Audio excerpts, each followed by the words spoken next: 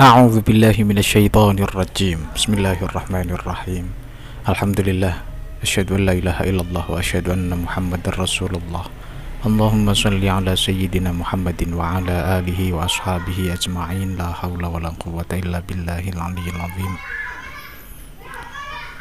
Dalam kesempatan video kali ini saya Cak Luk akan menuturkan kisah Syekh Abdul Qadir Jailani yang saya beri judul Penghormatan dan Cinta Murid-murid Syekh Abdul Qadir Al-Jilani. Maka sebelum saya lanjutkan untuk bertutur tentang bagaimana kisah Syekh Abdul Qadir Al-Jilani menerima bentuk penghormatan dan cinta dari murid-murid beliau, silahkan Anda dukung channel Cak Luk Ngaji ini dengan klik like dan juga subscribe serta share kepada saudara-saudara yang lain. Baiklah, mari kita lanjutkan kisah ini. Ini adalah kisah bentuk penghormatan dan cinta murid, yaitu kisah Syekh Abdul Qadir Jailani yang menceritakan bagaimana sebagian dari murid-murid beliau, Syekh Abdul Qadir Al-Jilani, menghaturkan penghormatan dengan penuh cinta kepada beliau. Diriwayatkan bahwa Ibnu Nuqtah As-Sirafini mengatakan, Syekh Baqa, Syekh Ali bin Al-Haiti, dan Syekh Al-Qaylawi pernah datang bersama-sama ke madrasah Syekh Abdul Qadir Al-Jilani. Apabila mereka datang ke sana, maka mereka pun menyapu halaman pintu madrasah dan menyiramkan air untuk meredamkan debu. Mereka tidak akan masuk sowan ke hadirat sang Syekh Abdul Qadir Jailani tanpa terlebih dahulu mendapatkan izin dari beliau. Ketika telah masuk ke hadirat sang Syekh Abdul Qadir Jailani, maka beliau, sang Syekh, pun berkata kepada mereka, "Duduklah." Lalu mereka pun berkata, "Apakah kami dijamin keamanan bersama Anda?" Beliau, Syekh Abdul Qadir, lalu berkata, "Kalian semua dijamin aman bersamaku." Setelah itu barulah mereka duduk dan merasa puas di hati mereka sebab mereka bisa berkelakuan baik. Demikianlah di antara bentuk ta'zim atau penghormatan dan cinta murid kepada sang Syekh Abdul Qadir Jailani.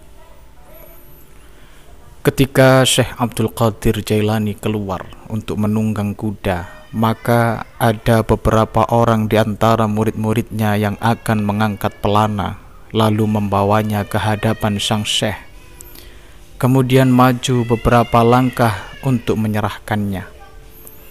Akan tetapi ada yang pernah melarang mereka melakukan hal-hal semacam itu.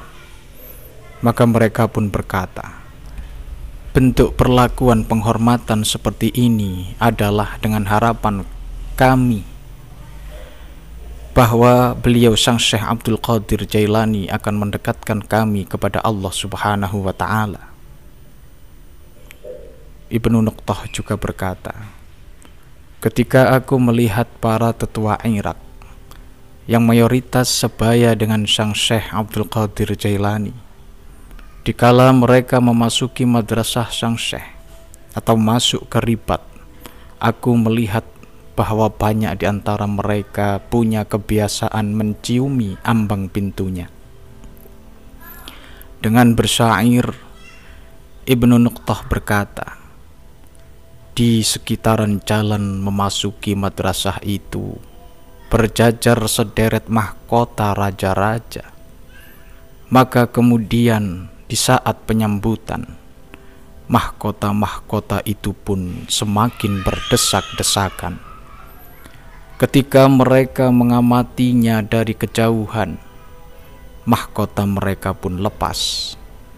Atau jika mereka tak melakukannya, kepala-kepala para raja itu pun menggelinding di lantai.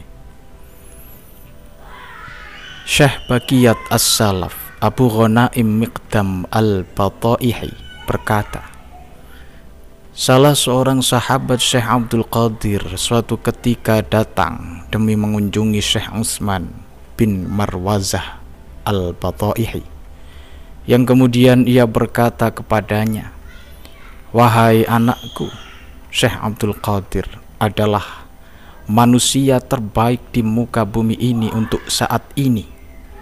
Semoga Allah meridhoinya. Syekh Al-Mu'ammar Al-Jarrad pada suatu waktu berkata, kedua mataku ini tidak pernah melihat seorang pun yang berkarakter moralnya lebih baik, rasa batinnya lebih luas, kepribadiannya lebih mulia, hatinya lebih baik, kesetiaan dan kasih sayangnya lebih besar daripada Syekh Abdul Qadir Jailani. Tanpa menimbang keagungan kedudukan beliau, ketinggian sifat beliau atas yang lain, serta juga pengetahuan beliau yang sangat luas, beliau Syekh Abdul Qadir Jailani selalu membela siapapun yang lemah, serta menentang siapapun yang sombong. Beliau selalu menjadi orang pertama yang menyampaikan salam.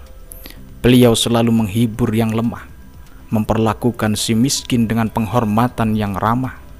Meskipun beliau Syekh Abdul Qadir Jailani juga tidak akan merendah di hadapan para pembesar dan tokoh-tokoh terkemuka, sebagaimana beliau tidak akan sudi mengetuk pintu rumah wazir ataupun istana sultan. Demikianlah kisah Syekh Abdul Qadir Jailani. Semoga dapat kita petik hikmah pelajarannya. Kisah ini, kisah Syekh Abdul Qadir Jailani, kami ambil dari kitab Manaqib atau salah satu kitab Manaqib beliau yang berjudul Qalaidul Jawahir fi Manaqibi Abdul Qadir. Allahu a'lam bishawab. Assalamualaikum warahmatullahi wabarakatuh. Allahumma sholli ala sayyidina Muhammad.